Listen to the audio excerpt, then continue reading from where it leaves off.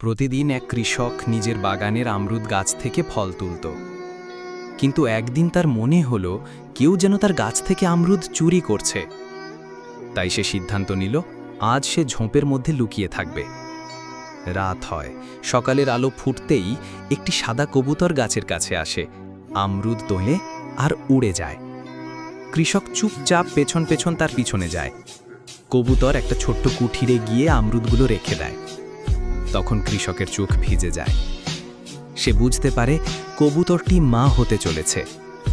সে তার অনাগত ছানাদের জন্য খাবার জোগাড় করছে। হঠাৎ একদিন প্রচণ্ড বৃষ্টি শুরু হয়।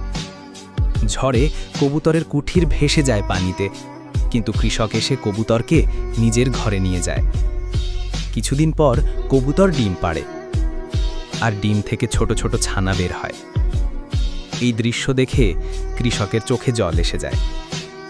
সে চুপচাপ বসে থাকে, যেন এই ছোট্ট পরিবার তার হৃদয় জায়গা করে নিয়েছে। বন্ধুরা, এই কৃষকটির জন্য একটা লাইক সাবস্ক্রাইব করে দাও।